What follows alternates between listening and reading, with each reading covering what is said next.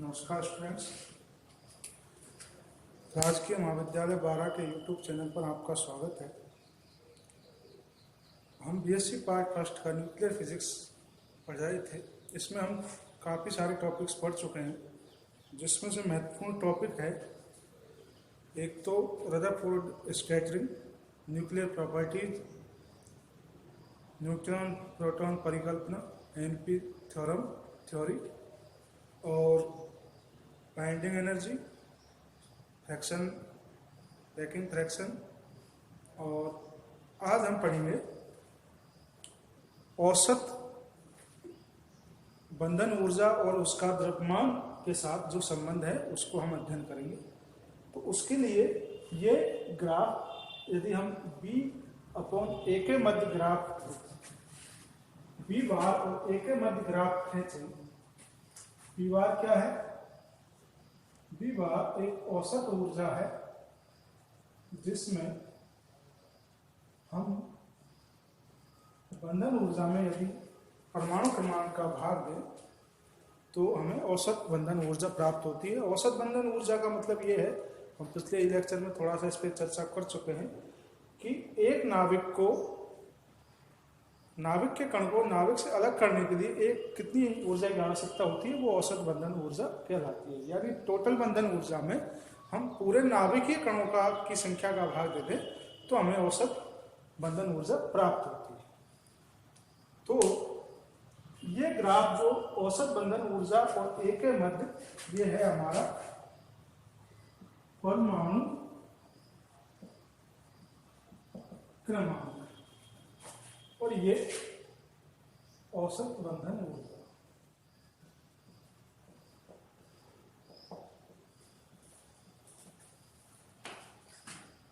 तो औसत बंधन ऊर्जा या प्रति नाभिकीय कण ऊर्जा B/A इक्वल टू कुल बंधन ऊर्जा अपॉन नाभिकीय कणों संख्या, या इसे A भी कहते हैं।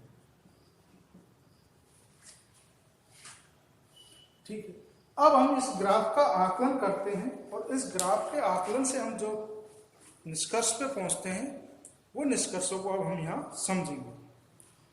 पहला निष्कर्ष तो ये निकलता है कि ये जो ऊंचे ऊंचे जो पीक से आ रहे हैं, इनका स्थायित्व से मतलब ये है कि जिस नाविक की बंधन ऊर्जा अधिक होगी वह नाविक अधिक स्थायी होगा। बंधन ऊर्जा की डेफिनेशन ये है कि बंधन जो नाविक के घटकों को, नाविक को उसके घटकों में विभक्त करने के लिए जो आवश्यक ऊर्जा होती है वो बंधन ऊर्जा होती है।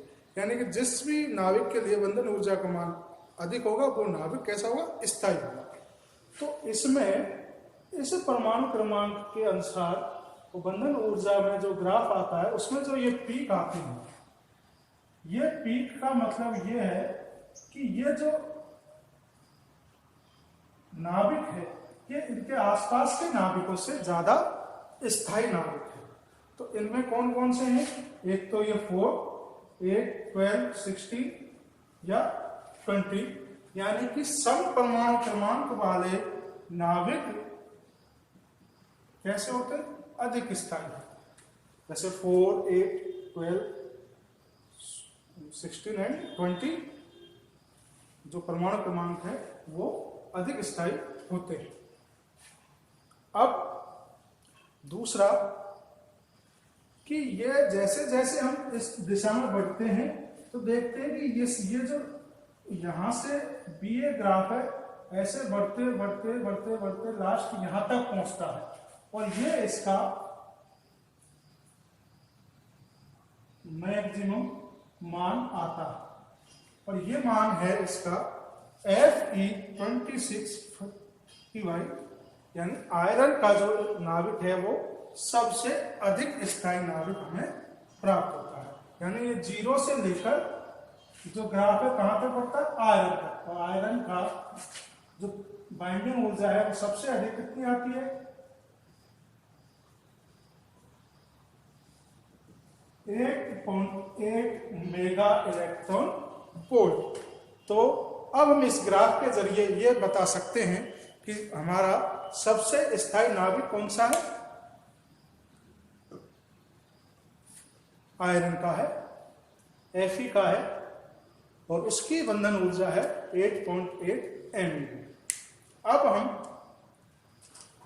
अब यहां से बढ़ते हैं, तो यहां से आगे देखते हैं कि Fe के बाद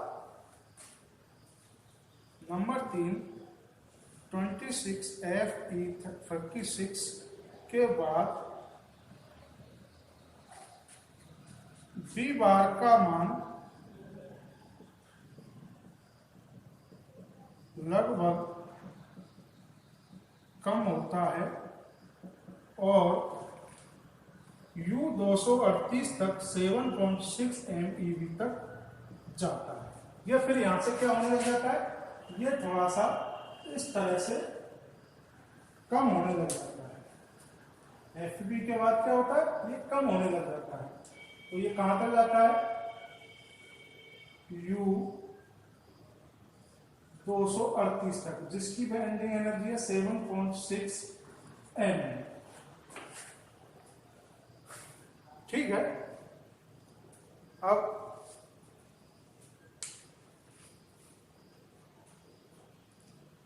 और हम नंबर 4,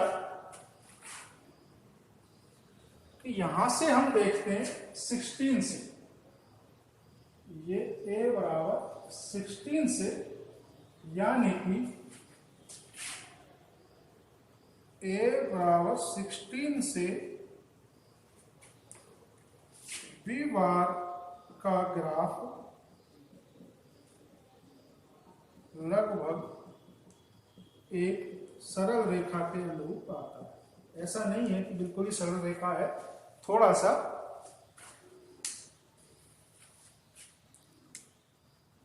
सरल रेखा के अनुरूप आता है, यानी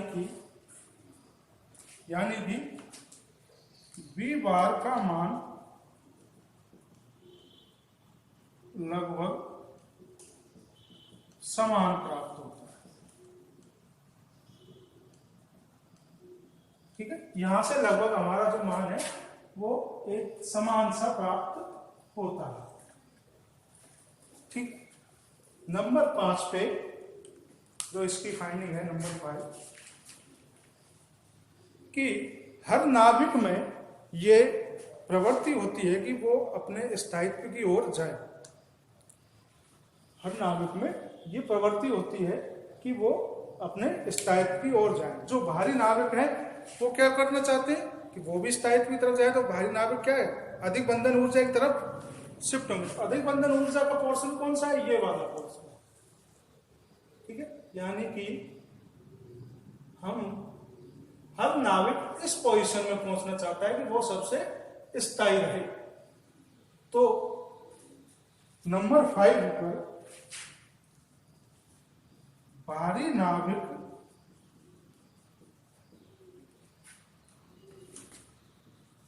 नाविकों में स्थायित्व प्राप्ति हेतु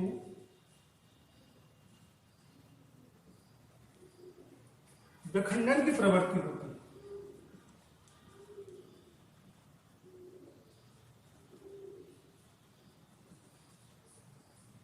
यानी कि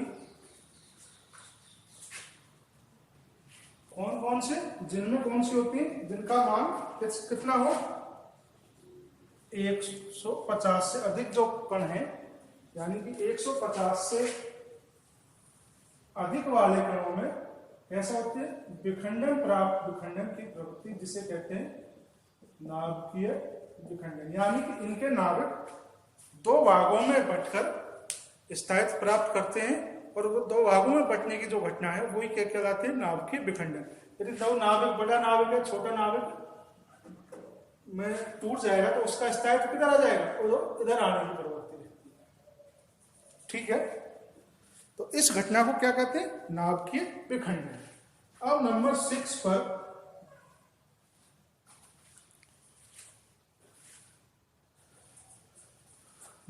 पर जो छोटे नाभिक होते हैं, जैसे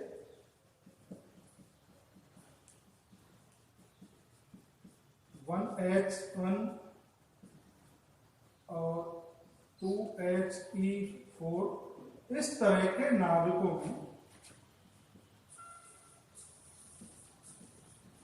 संलयन की प्रवृत्ति रहती है। यानी इन नाविकों, जैसे छोटे नाविक है यहाँ वाले, ये भी चाहते हैं कि हम भी स्थायी रहें, तो ये इधर जाना चाहते हैं, लेकिन इधर जाने के लिए इन्हें क्या चाहिए, इतना परमाणु या परमाणु भार तो चाहिए। तो वो क्या, नाविकों में क्या होते हैं, आपस में संलयन की प्रवृत्ति रहती है। तो इस तरह के नाविकों में कौन सी प्रवृत्ति रहेगी, संलयन की प्रवृत्ति। तो ये घटना क्या कहलाती है, नाभिकीय संलयन। यानी दो नाविकों का जुड़कर एक नए नाविक में बदल जाना, वो नाभिकीय संलयन कहलाता है। तो ये छोटे नाविक क्या करते हैं कि ये भी अपना स्थायित्व प्राप्त करने के लिए एक दूसरे में संलयित होकर स्थायित्व भाग में, यानी इस भाग में जाने की टेंडेंसी इसमें इनमें रहती है।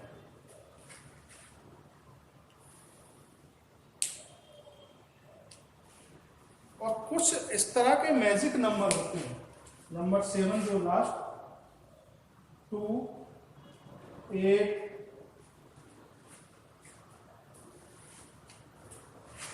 20, 28, 50, 82, 126, ये मैजिक नंबर है।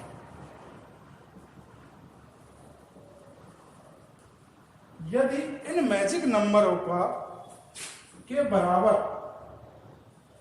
इन मैजिक नंबरों के बराबर किसी नाभिक में या तो न्यूट्रॉन हो या प्रोटॉन हो, यदि इन नंबरों के बराबर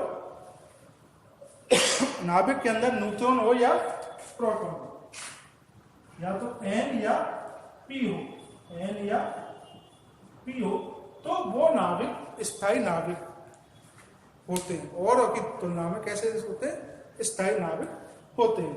तो ये हमारा आकलन था एक औसत बंधन ऊर्जा और परमाणु क्रमांक के बीच के ग्राफ का।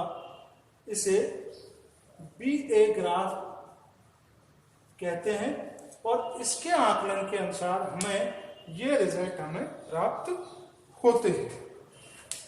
ठीक है, तो यहां से हमें ये पता चला कि जिसमें सम परमाणु क्रमांक होता है वो स्थायी होते हैं, तथा बड़े नाभिकों में विखंडन की प्रवृत्ति होती है। वो किधर जाना चाहते हैं, इधर स्थायित्व की ओर, यानी छोटे नाभिकों में बदलना चाहते हैं। तथा ज्यादा ही छोटे नाभिकों में कैसी प्रवृत्ति होती है, संलयन की। वो संलयन करके स्थायित्व वाले भाग की ओर जाने की प्रवृत्ति करते हैं। ये इनका इधर जाने की टेंडेंसी रहती है और इनकी इधर जाने की टेंडेंसी रहती है। अब दूसरी बात, कि सबसे स्थायी नाभिक कौन सा होता है, आयरन Fe का, और जिसकी बाइंडिंग एनर्जी 8.8 MeV होती है। अब ये यहां से हमारा बंधन ऊर्जा का जो द्रव्यमान संबंध का जो टॉपिक है वो समाप्त होता है। अगला टॉपिक है हमारा न्यूक्लियर फोर्स।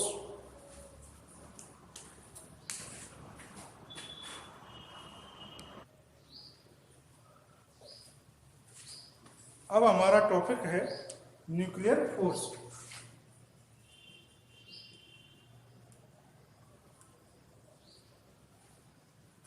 हम जानते हैं कि एक नाभिक के अंदर उसका सारा द्रव्यमान, उस परमाणु का सारा द्रव्यमान नाभिक के अंदर उपस्थित होता है, और उसमें जो प्रोटॉन है वो पॉजिटिव चार्ज होते हैं तथा इलेक्ट्रॉन उसके चारों तरफ चक्कर लगाते हैं। जो नाभिकीय फोर्स की परिकल्पना है, ये हम जानते हैं कि कोई दो पॉजिटिव जो चार्ज है उनके मध्य कैसा बल लगता है, प्रतिकर्षण बल लगता है। लेकिन नाभिक के अंदर उसका संपूर्ण जो द्रव्यमान है और संपूर्ण लगभग जो द्रव्यमान का घनत्व है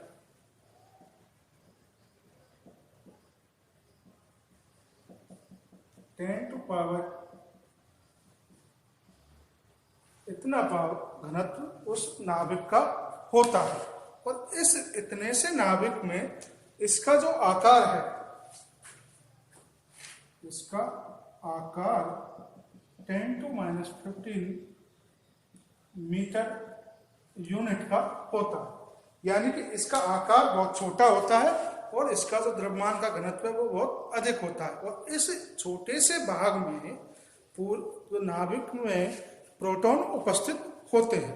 अब हम ये मान लें कि दो प्रोटॉन हैं, वो दोनों पॉजिटिव चार्ज हैं और उनके बीच में प्रतिकर्षण बल लग रहा है, फिर भी वो इस छोटे से भाग में केंद्रित हैं, तो इसका मतलब यह है कि उनके मध्य में कोई ना कोई कैसा बल उपस्थित है, आकर्षण बल उपस्थित है। और इसी आकर्षण बल को हम नाभिकीय बल कहते हैं।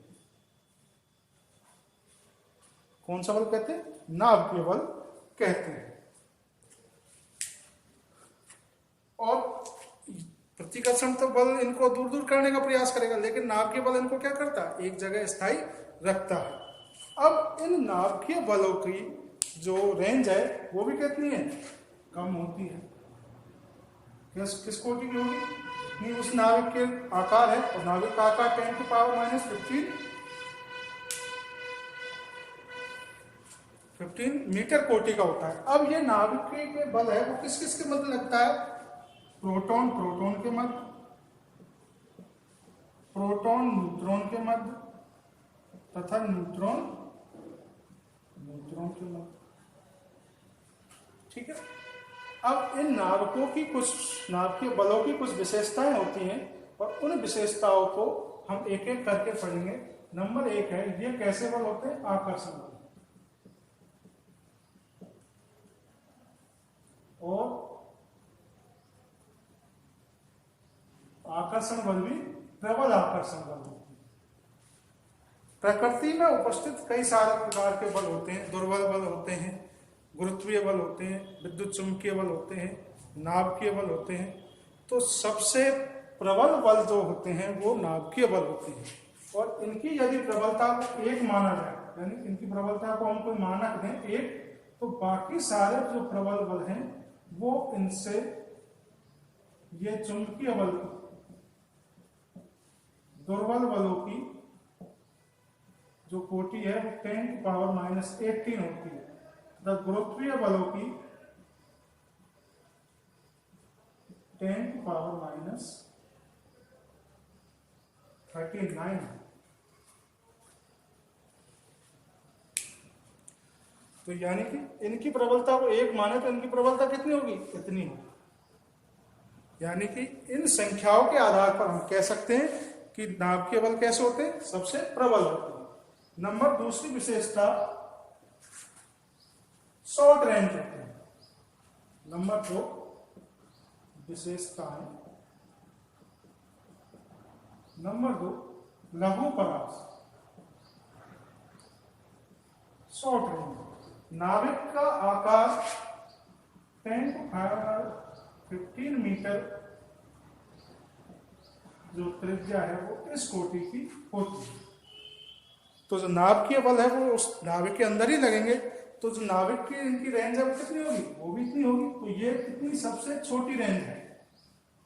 और आप ये देखिए, मैंने पहले भी लेक्चर्स में बताया था कि नाभिक का आकार और परमाणु के आकार में हम कंपेयर करें, नाभिक के आकार और परमाणु के आकार में हम कंपेयर करें, तो नाभिक का जो आकार है वो उतना सा आएगा जितना कोई प्लेग्राउंड में एक मक्खी बैठी हो, एक छोटी सी बूंद रखी हुई हो। इस प्रकार से हम ये कह सकते हैं कि नाभिकों का जो बल है वो एक लघु परास बल होता है। नंबर 3 आवेश से स्वतंत्र।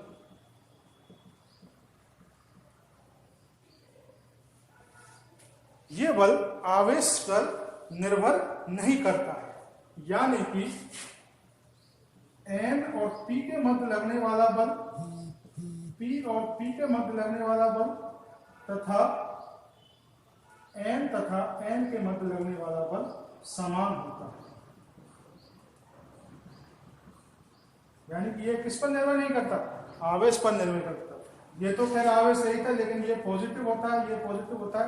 यदि ये आवेश पर निर्भर करता तो इस बल का मान इससे अलग होता और इस बल का मान, ये तीनों बलों का मान कैसे होता? अलग अलग। लेकिन ये कैसे प्राप्त होते हैं? समान प्राप्त होते हैं। तो इसका मतलब ये है कि नाभिक का बल जो है कैसा, आवेश से स्वतंत्र होता है। और इसकी व्याख्या हम कैसे कर सकते हैं, जैसे हमने एक 1H3 लें, इसमें एक प्रोटॉन तथा 2 न्यूट्रॉन है, तथा दूसरा नाभिक हम लें He3 2He3, इसमें 2 प्रोटॉन तथा 1 न्यूट्रॉन है। तो इन बलों में यदि हम इस बल की इनकी बाइंडिंग एनर्जी और इसकी बाइंडिंग एनर्जी निकालें तो वो समान प्राप्त होती है। कैसे प्राप्त होती है, समान प्राप्त होती है। तो इसका मतलब यह है कि इनके मध्य कैसा आकर्षण बल है, समान प्रकार का आकर्षण बल होता है। नंबर 4 पर ये जो बल है, नंबर 4 पर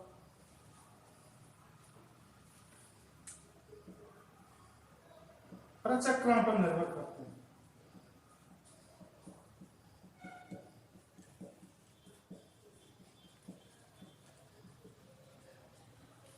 हम जानते हैं कि न्यूट्रॉन तथा प्रोटॉन का स्पिन 1/2 H क्रॉस होता है,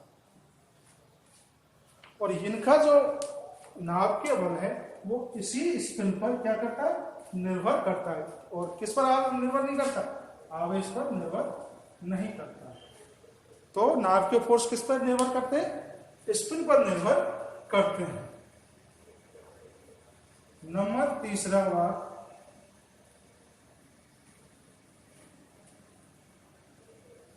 नंबर 5 विनिमय व्यवहार, यानी कि NP, वो इसी को हम इस प्रकार से समझा सकते हैं कि जितना बल न्यूट्रॉन प्रोटॉन पे लगाता है, जितना बल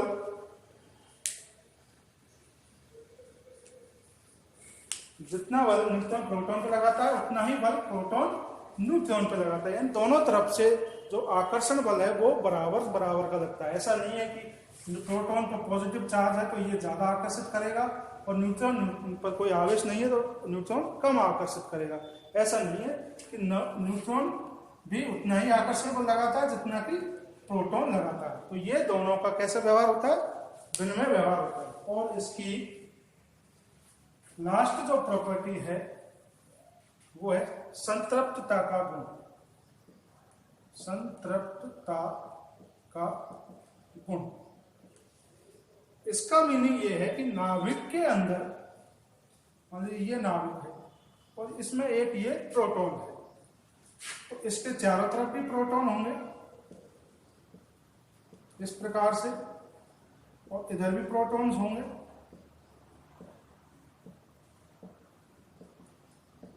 तो इसमें जो ये बीच वाला प्रोटॉन है, इस पर जो आकर्षण बल लगेगा वो इनके जो इसके नजदीकी वाले जो वो हैं प्रोटॉन, उनके द्वारा अधिक लगता है, जबकि बाकी के द्वारा कम लगता है। दूरी वाले जो नाभिकीय कण हैं उनके द्वारा कम न्यूक्लियर फोर्स लगता है। नंबर 7, नाभिकीय बल एक टेंसर राशि। टेंसर राशि क्या होती है, आपने सेकेंड ईयर में पढ़ी होगी, ठीक है। टेंसर राशि वो होती है जिसमें 2 दिशाओं का समावेश होता है। सदिश में एक दिशा होती है, टेंसर राशि में 2 दिशाएं होती है। तो नाभिकीय फोर्स कैसी है, टेंसर राशि। तो ये इसकी विशेषताएं हैं, 7 विशेषताएं। आप चाहें तो ये इसको आसानी से समझ सकते हैं। और अब आगे का टॉपिक है हमारा मेसान का सिद्धांत।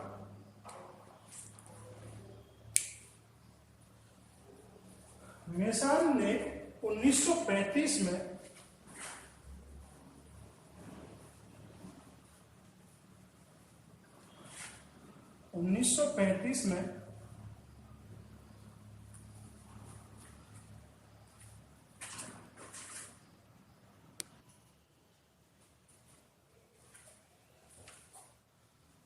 जैसा कि हमने पिछले टॉपिक में पढ़ा कि नाभ के बल कैसे होते हैं, आकर्षण बल होते हैं, जबकि उसमें जैसे हम अब तक पढ़ते आ रहे हैं कि प्रोटॉन प्रोटॉन पॉजिटिव होते हैं तो उनमें प्रतिकर्षण बल उत्पन्न होना चाहिए।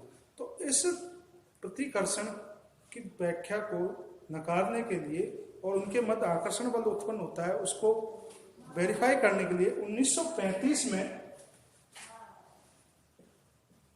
युकावा जापानी वैज्ञानिक ने यह सिद्धांत को दिया। इस सिद्धांत के अनुसार उसने बताया कि न्यूट्रॉन और प्रोटॉन लगातार रूप से एक दूसरे में परिवर्तित होते रहते हैं, और वो परिवर्तित कैसे होते हैं कि वो एक कण का उत्सर्जन करते हैं जिन्हें पाइयान कहते हैं। ये लगातार कणों का उत्सर्जन करते हैं जिन्हें क्या कहते हैं, पाइयान कहते हैं,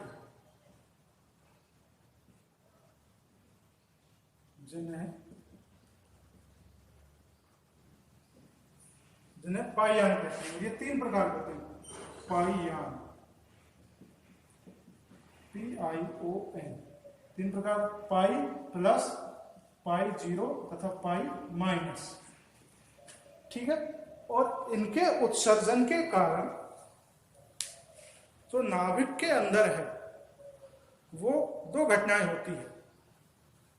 पाइयान के उत्सर्जन के कारण नाभिक के अंदर 2 घटनाएं होती है। एक तो जो न्यूट्रॉन और प्रोटॉन एक दूसरे में इंटरचेंज होते रहते हैं। ठीक है, न्यूट्रॉन और प्रोटॉन एक दूसरे में क्या होते हैं, बदलते रहते हैं। दूसरी बात, उनके मध्य संवेग में, जैसे कोई कण उत्सर्जित होकर दूसरे की तरफ जाएगा तो उसके संवेग में क्या आता है, परिवर्तन आता है। और संवेग में परिवर्तन आने के कारण ही, संवेग में परिवर्तन किस से आता है, बल से आता है। और वो संवेग में परिवर्तन के कारण ही वहां पर कैसा फोर्स उत्पन्न होता है, आकर्षण फोर्स या आकर्षण बल उत्पन्न होता है। तो ये कैसे परिवर्तित होते हैं, ये 3 इक्वेशन से हम समझेंगे। जैसे P प्लस N को हम देखें तो P प्लस N को हम देखें तो इसमें जो आकर्षण के मध्य जो बल लग रहा है वो, इसको हम N plus pi plus N कहें, और आगे ये N plus pi plus N कहें, और ये आगे किसमें चेंज हो गया, N प्लस P में। तो P जो था वो N में चेंज हो गया और N जो था वो P में चेंज हो गया। अब दूसरा देखें, P N या P plus pi minus N, ये N करके P में चेंज हो गया, और P N माइनस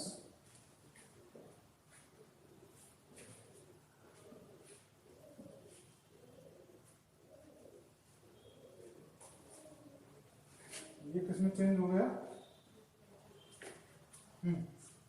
ये तो P बार हो गया ना, और ये हो गया N प्लस P में, ये वाला किसमें चेंज हो गया। ठीक है। अब P प्लस P में P pi zero plus P, तो P plus pi zero plus P बराबर P प्लस P। इनके बीच में कौन सा कण उत्सर्जित हो रहा है, पाई जीरो। इसी प्रकार N प्लस N में N pi zero plus N, N pi zero N बराबर तो N प्लस N। तो इस इक्वेशन से पाइयान कणों के कारण जो न्यूट्रॉन और प्रोटॉन है एक दूसरे में परिवर्तित होते रहते हैं, और इन कणों के उत्सर्जन के कारण इनमें क्या होता है, संवेग में परिवर्तन आता है। और संवेग में जब परिवर्तन आएगा तो न्यूटन का नियम है कि संवेग में परिवर्तन की दर किसके बराबर होती है? बल के बराबर होती है। और यहां पर कौन सा बल उत्पन्न होता है? नाभिकीय बल, जो कि कैसा होता है? आकर्षण बल होता है। तो ये मेसान का सिद्धांत था। अब ये नियम इस प्रकार का उसने एक एग्जाम्पल भी दिया था कि मान लीजिए दो खिलाड़ी हैं और एक दूसरे की तरफ बास्केटबॉल को छीन रहे हैं, तो उनके बाद कैसा होगा? आकर्षण बल होगा। यदि हम किसी बॉल को एक दूसरे से छीने तो उनके बाद कैसे होगा? एक दूसरे की तरफ खींचेंगे। वही बल यहाँ पर अप्लाई होता है और वो बास्केटबॉल का काम ये तीनों कण करते हैं। ठीक है, तो ये था हमारा मेसान का सिद्धांत। और अब आगे हम पढ़ेंगे न्यूक्लियर की प्रॉपर्टीज तो लगभग पूरी हो चुकी है। हम आगे नाभ के विखंडन पढ़ेंगे और देखते हैं इसमें कोई टॉपिक रहेगा तो उसको कराएंगे, बाकी नाभ के विखंडन शुरू करेंगे।